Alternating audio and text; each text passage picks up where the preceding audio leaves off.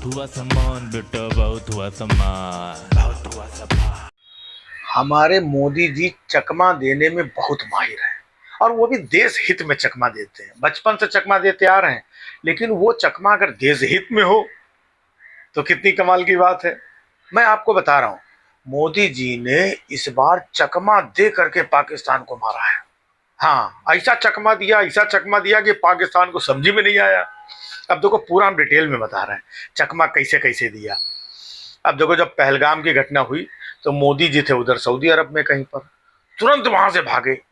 अब पाकिस्तान को टेंशन हुआ कि मोदी बीच में छोड़ करके भागे हैं, लेकिन मोदी जी ने चकमा दे दिया गुरु। वहां पर गए ही नहीं कश्मीर, चले गए बिहार में रैली करने, दिया ना चकमा है। फिर बिहार में रैली करके चकमा दिया, इसके बाद वो केरला चले गए चकमा दे करके, फिर वहां से बंबई चले गए चकमा दे करके। अब पाकिस्तान को समझ भी नहीं आ रहा कि यार ये तो कुछ बोल ही नहीं रहे, तो कश्मीर भी नहीं गए, और तो और जो हाई लेवल की मीटिंग थी उसमें भी नहीं गए, उसमें चकमा दे दिया। तो देखा कितना चकमा दिया। तो इतना चकमा देने के बाद में पाकिस्तान को लगा कि अब ये अपने काम धंधे में बिजी हो गए, हमारी तरफ ध्यान नहीं है। बस गुरु, यही चकमा मोदी जी को देना था। फिर मोदी जी ने अचानक रात में जो है ना, धड़ा धड़ धड़ा धड़ धड़ा धड़ बम गोला बारूद गिरा के भैया सत्यानाश कर दिया। अब जब तक मतलब पाकिस्तान को कुछ समझ में आवे कि कुछ उल्टा पुल्टा वो हिंदुस्तान की तरफ करे, तब तक मोदी जी ने फिर एक और चकमा दे दिया। सीधा डोनाल्ड ट्रंप से बात करके डोनाल्ड ट्रंप ने सीटी बजा दी, सीज फायर, सीज फायर। फिर मोदी ने चकमा दे दिया। जब वो कुछ करने के मूड में आया तो सीज फायर हो गया। ये मोदी जी का दिमाग है। मोदी जी को तमाम लोग मतलब उल्टा सीधा पता नहीं क्या क्या बोलते हैं, लेकिन ये चकमा देना मोदी से ज्यादा किसी को नहीं आता। बचपन से चकमा दे रहे हैं भाई, घर वालों को चकमा दे करके घर से निकल गए थे, बड़े हुए घरवाली को चकमा दे करके निकल गए, है ना। तो ऐसा चकमा देते रहते हैं। एक बार चकमा दे दे करके अमेरिका पहुंच गए थे, बड़ी फोटो वोटो उनकी देखियो, चकमा दे रहे हैं भाई वो।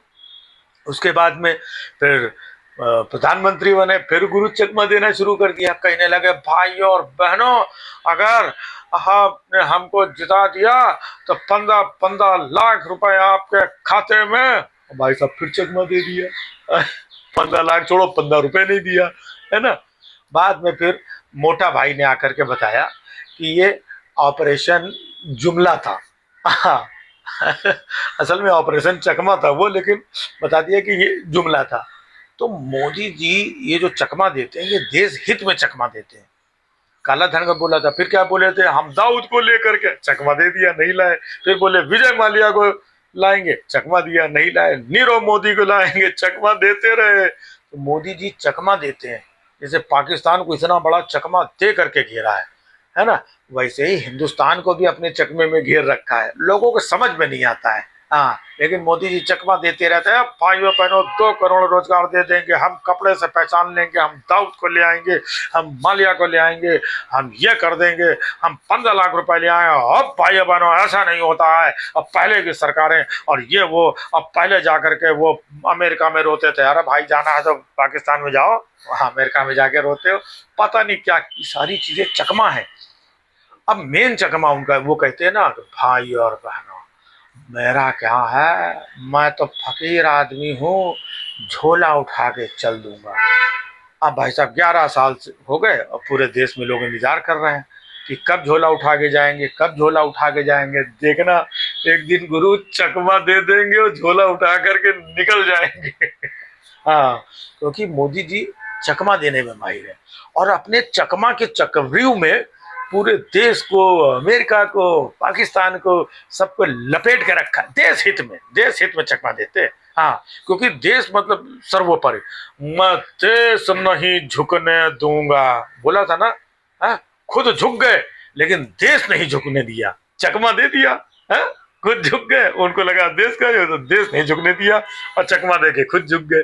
तो मोदी जी को चकमा मतलब देना बहुत अच्छे तरीके से आता है, और वो भी देश के, राष्ट्र के कल्याण हेतु चकमा देते हैं, है ना।